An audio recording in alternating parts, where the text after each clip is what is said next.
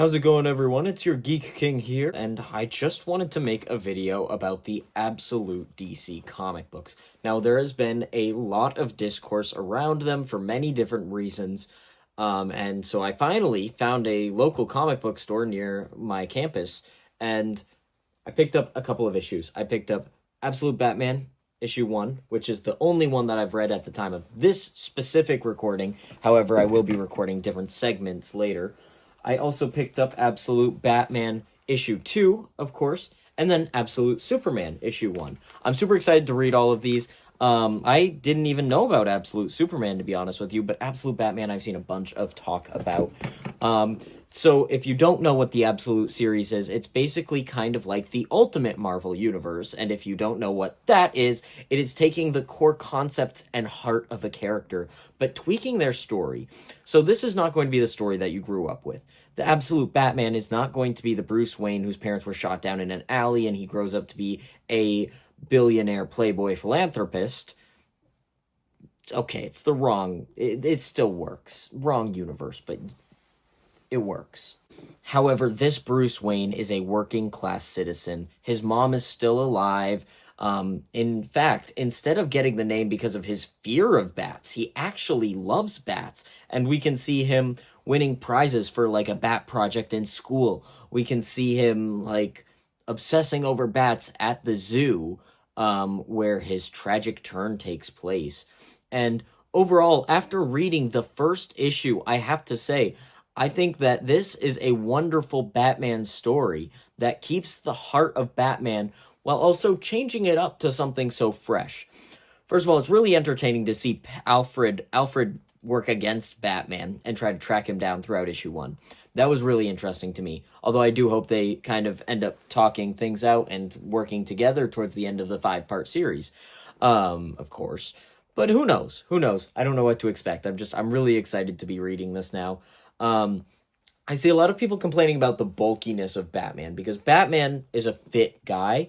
Absolute Batman is a wall. This is a brick wall. This is a beast of a man. This guy...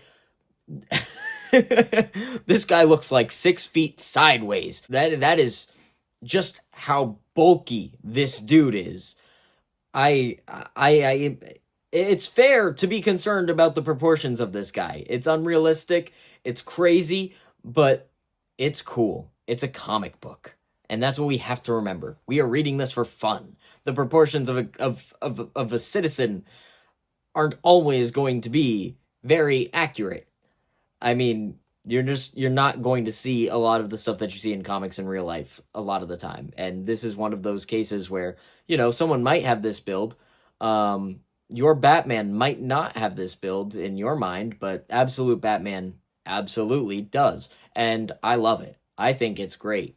Not to mention the beefy bat symbol that barely even looks like a bat, which turns into an axe. That's cool. That's cool, okay? It's strange, perhaps. It's new, but it's cool. And I think it fits in. It kind of gives almost a Spider-Man vibe because Bruce Wayne still struggles with a lot of mental illness from like his father, his school field trip.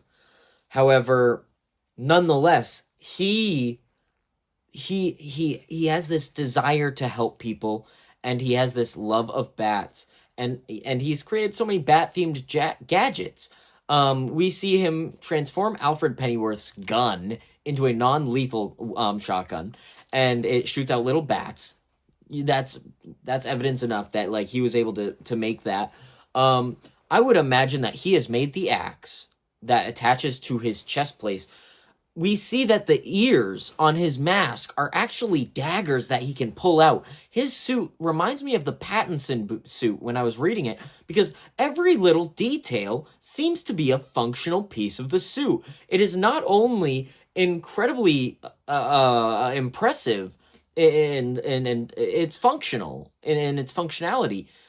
It's just wow factor cool. It's cool. All right? I love it. I love it so much. I'm so glad to finally be reading this Absolute Batman series, and I'm gonna get back to you guys with Absolute Batman Volume 2 and Superman, Absolute Superman Volume 1.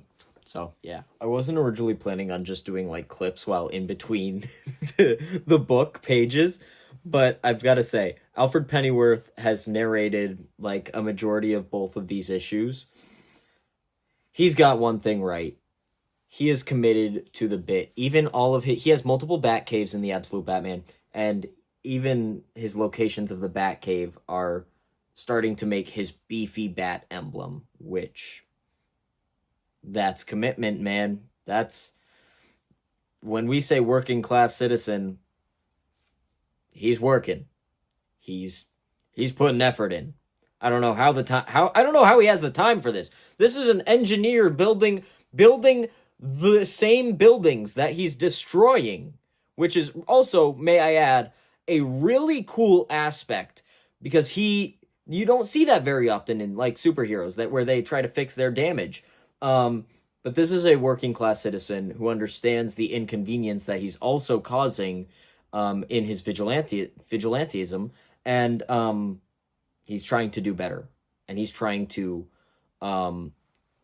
fix the things he breaks, but also break the things that are breaking Gotham, which is it's really cool.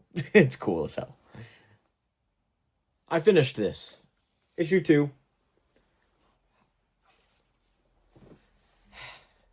I have a lot of thoughts. First of all, I think a lot of people liked the Batman story because it felt semi-grounded. And so I think that's why this Absolute Batman is so hard for people to understand. It's not meant to be as grounded as the normal story.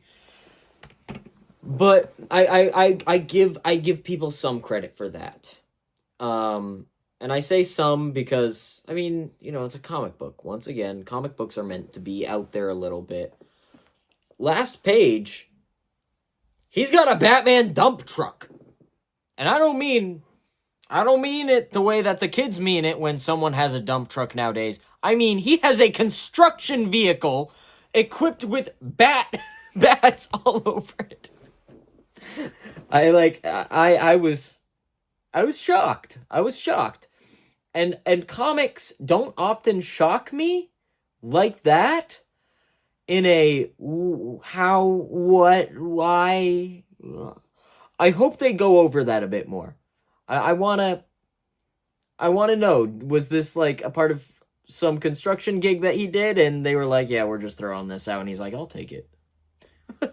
How did a working class man get this killdozer and equip it with Batman themed stuff? I did want to go over that because that's fresh in my mind. It was one of the last pages. But I don't want to harp on that because I think that will come off as too negative. And I think a lot of people have been negative about the Absolute Batman comic when this is really fun. This is really cool. The art is beautiful. The story is fun. Watching Alfred and Batman's relationship grow over the last issue has been really interesting. Kind of enemies to lovers, you know. But yeah, no, I'm having a great time reading these Absolute comic books. I can't wait to get into Superman.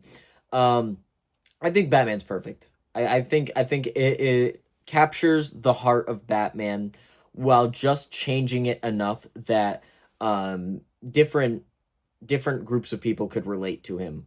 Like I said, more working class, more he's not a billionaire. Like, people picking up comic books are more likely relating to this Batman than the other Batman. Maybe not to their brick wall physique, but you know, that whole working hard and trying to do what's right, which is a core concept of most comic books.